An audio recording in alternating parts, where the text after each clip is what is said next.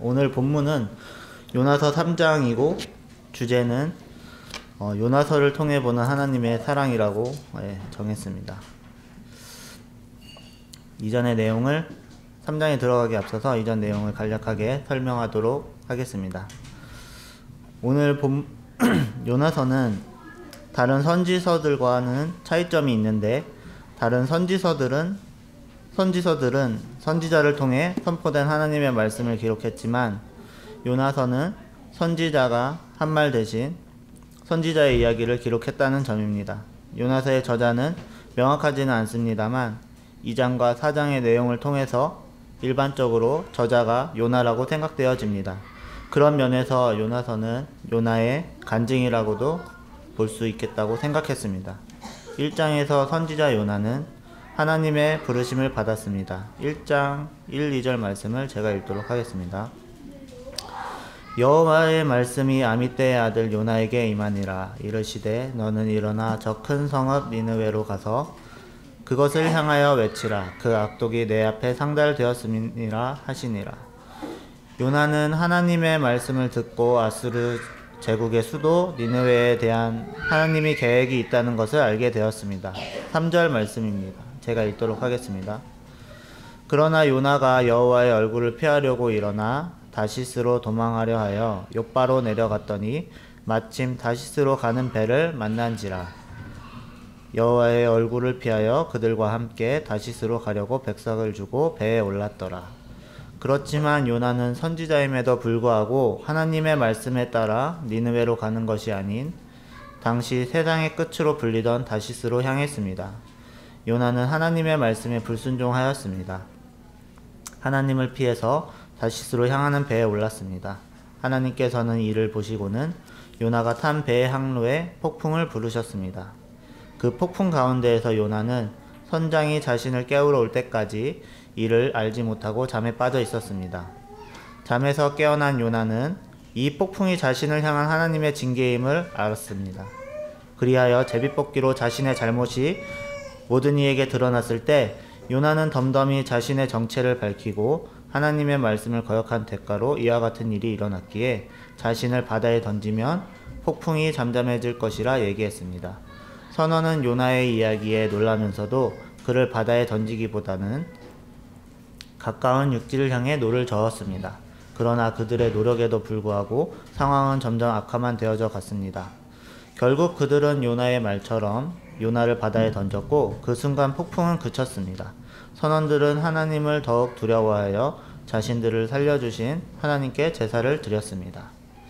요나는 불순종의 대가로 죽을 상황에 처해졌고, 실제 요나도 자신의 진짜 잘못이 무엇인지 제대로 알지 못한 채로 죽을 생각을 했을 것입니다. 하나님은 그런 요나에게 물고기를 예비하셨습니다.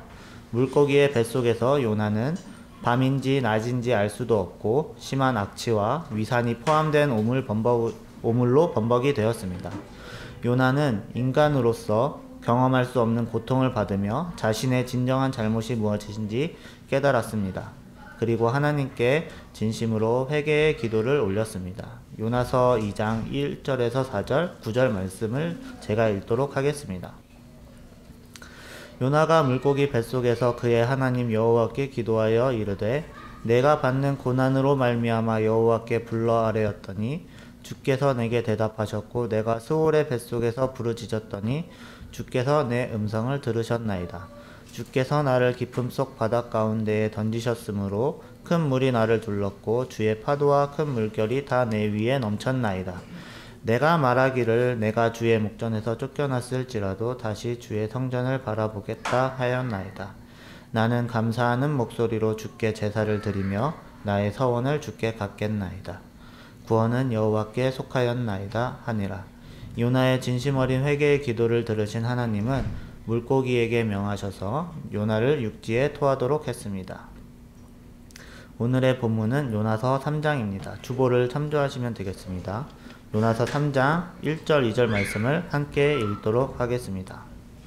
시작. 여호와의 말씀이 두 번째로 요나에게 임하니라. 이르시되 일어나 저 큰 성읍 니느웨로 가서 내가 내게 명한 바를 그들에게 선포하라 하신지라. 네, 감사합니다. 육지에 토해진 요나에게 다시금 일어나 니느웨로 가라고 하나님께서 말씀하셨습니다. 3절 말씀을 함께 읽도록 하겠습니다. 시작. 요나가 여호와의 말씀대로 일어나서 니느웨로 가니라. 니느웨는 사흘 동안 걸을 만큼 하나님 앞에 큰 성읍이더라. 네, 감사합니다. 물고기 뱃속에서 살아 돌아온 요나는 하나님의 말씀에 순종했습니다. 요나는 곧장 니느웨를 향해 발걸음을 옮겼습니다. 요나가 정확히 어디에서 토해져 니느웨로 향했는지는 나와있지 않습니다. 하지만 바다에서 다시스로 향하는 배에서 뛰어내려져 물고기에게 먹힌 요나이기에 해안가 주변에서 토해졌다고 생각합니다. 그럼 요나는 해안가에서 니느웨까지 대략 600km가 넘는 거리를 걸어갔을 것입니다. 요나가 걸어가는 동안 요나에 대한 소문이 요나가 탔었던 배의 선원들을 통해서 이곳저곳으로 퍼져나갔을 것이라 생각이 됩니다. 4절에 들어가기 전에 저는 문득 하나님께서 왜 굳이 물고기를 부르셔서 요나를 삼키게 하셨을까 생각해 보았습니다. 그 이후로 아수르를 포함한 바벨론, 블레셋, 고대 메소포타미아에서 널리 숭배되었던 우상의 하나로 다곤 혹은 다간이라 불리는 반인반어의 모습의 우상이 있었는데 성경에서도 종종 나왔던 우상으로 원래는 서셈족, 특히 아모리족의 우상이었던 다곤은 우상들의 아버지로 불리기도 했습니다. 다곤의 일화 중에서 수메르 신화의 오한네스와 닮았다는 설도 있는데 이 오한네스는 낮에는 육지에 올라와 사람들에게 다양한 지식을 전해주기도 했다고 합니다. 이거는 순전히 이제 제 뇌피셜음으로 그냥 참조만 해주시면 감사하겠습니다. 요나가 해안가에서 니느웨로 가는 동안 하나님의 선지자 요나가 물고기에 먹혔다는 소문이 빠르게 메소포타미아 지방을 돌았을 것입니다. 또 요나가 해안가에서 물고기에게 토해짐을 받고 걸어가는 장면을 목격한 사람들도 있었을지 모릅니다. 2장에서 요나가 기도했던 것처럼 물고기의 뱃속은 스올의 뱃속이란 표현을 했듯이 그곳에 있는 동안 고통이 어마어마했을 것입니다. 그렇게 요나의 피부는 망가져 있었을지도 모릅니다. 그래서 해변가에서 요나를 본 사람들은 요나의 특징을 전달하기 쉬웠을 것 같습니다. 니느웨는 전쟁을 좋아한 만큼 그들의 적은 수없이 많았을 것입니다. 그렇기 때문에 성문에서 니느웨로 진입하는 이들의 검문 검색을 아주 철저히 행했을 것입니다. 며칠을 걸쳐서 요나가 니느웨로 도착했을 때 그 모습은 결코 좋다고 할 수 없었을 것입니다. 아수르 제국을 미워한 요나가 아수르 제국의 언어를 익히지는 않았을 터, 행색이 더럽고 말도 잘 못하는 요나가 상식적으로 봤을 때 결코 아수르 제국의 수도인 니느웨로 들어갈 수 없었습니다. 그런데 어떻게 니느웨로 들어갈 수 있었을까요? 이미 요나의 소식을 들었던 니느웨의 병사들은 요나를 성문에서 막지 않고 들여보내 주었을 것입니다. 병사들은 물고기에서 살아나온 요나가 왜 니느웨를 방문했는지 궁금했을 것입니다. 그들은 어쩌면 요나를 오한네스라고 여겼을지도 모릅니다. 병사들이 요나를 왜 오한네스로 여겨 자신들에게 지식을 전해주리라 생각했을까요? 그것은 당시 니느웨의 상황을 통해서 알 수 있습니다. 아수르 제국은 그들의 식민지 방식으로 인해서 여러 민족들의 원한을 샀습니다. 이를 막기 위해 식민지의 노예들을 전부 이주시키는 등 여러 가지 방법을 생각했지만 이는 오히려 민심을 악화시켜 여기저기 반란이 일어나는 계기가 되었습니다. 또한 왕들이 자주 바뀌었는데 그러면서 아수르 제국 자체의 통치 기반도 약해졌습니다. 그러다 보니 당시 군 사령관이 제국의 북부를 자치구처럼 다스리면서 왕권을 위협하기도 하였습니다. 그런 와중에도 꾸준히 전쟁을 치르며 그들의 잔혹한 행위를 이어나갔습니다. 국내외의 일들로 점차 국력은 깎여나갔고 한때 오리엔탈 지방의 패자로 공포의 대상이었던 아수르 제국의 망조가 보이기 시작했습니다. 그 외에도 아수르 제국에 큰 전염병이 돌아 많은 사람들이 죽었으며 자연현상으로 완전한 개기일식이 발생하는 등 아수르 땅이 칠흑 같은 어둠에 휩싸이고 여러 가지 징조들로 인해서 아수르 제국의 멸망을 얘기하는 이들이 많아졌고 민심이 상당히 불안해졌을 것입니다. 그 시기에 다곤의 사자로 보이는 이의 소식을 들었던 것입니다. 그랬기에 병사들은 요나를 성내로 들여보내주지 않았을까요? 네, 4절 말씀을 함께 보도록 하겠습니다. 시작.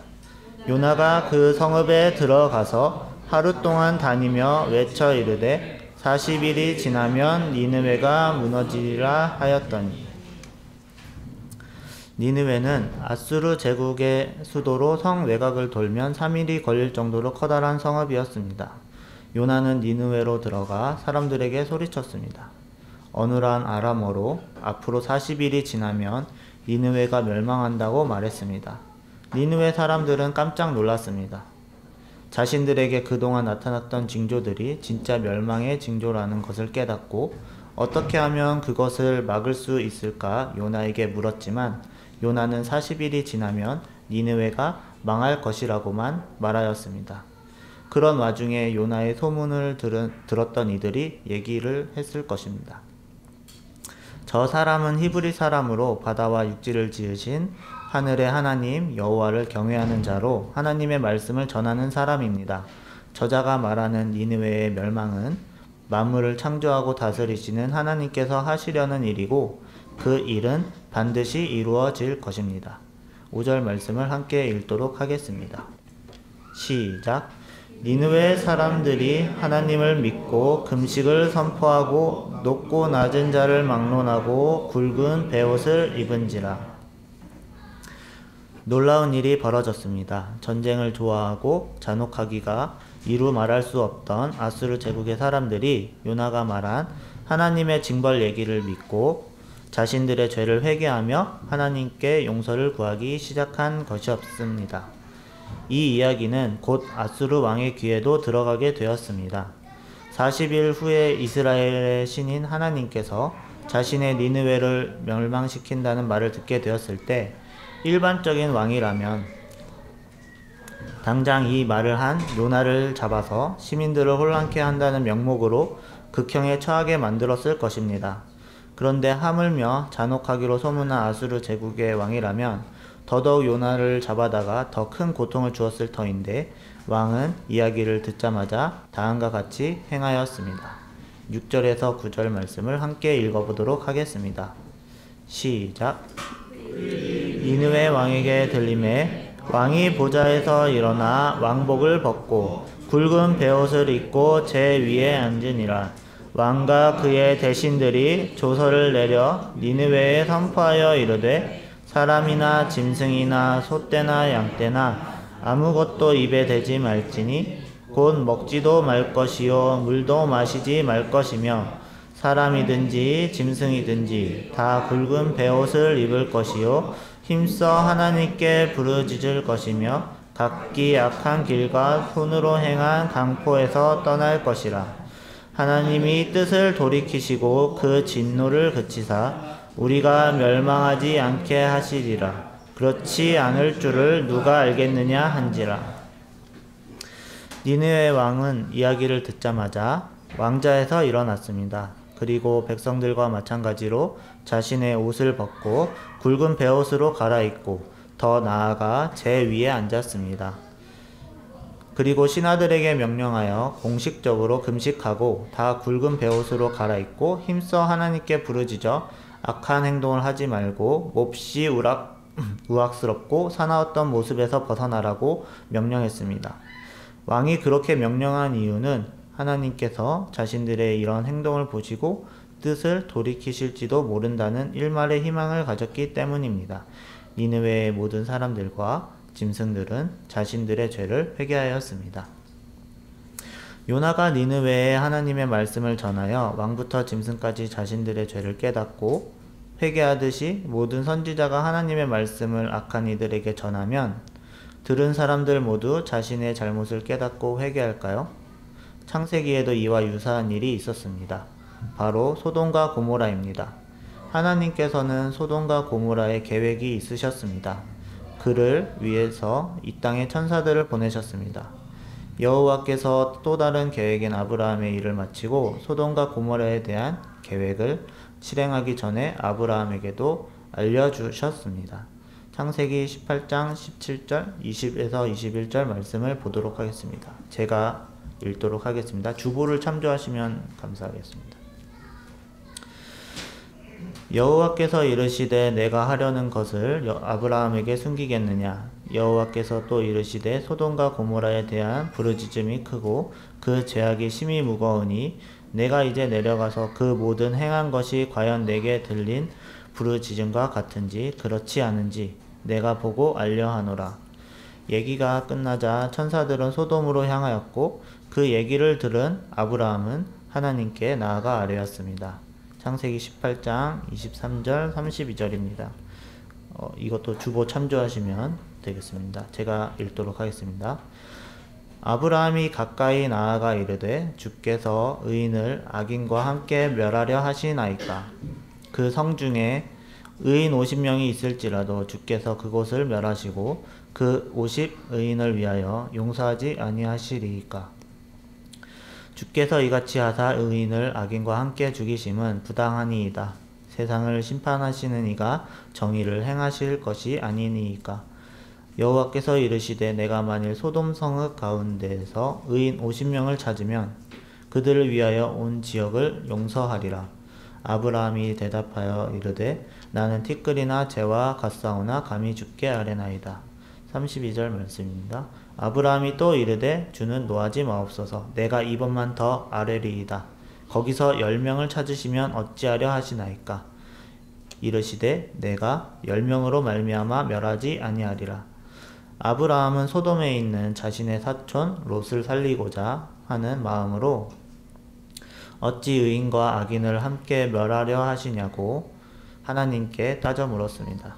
그러면서 그 성에 의인 50명이 있다면 하나님께서 의인을 악인들과 함께 멸하실 것인지 아니면 그 50인의 의인을 위해 악한 소돔의 사람들을 용서하여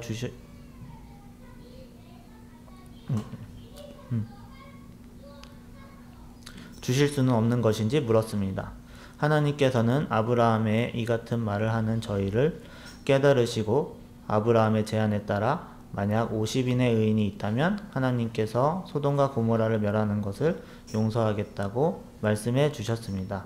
아브라함은 혹시나 하는 마음에 하나님께 말할 때 의인의 숫자를 줄였고 마지막으로 10명, 10명의 의인이 있으면 소돔과 고모라를 용서해 달라고 말했습니다. 하나님께서는 흔쾌히 그러겠다고 말씀해 주셨습니다.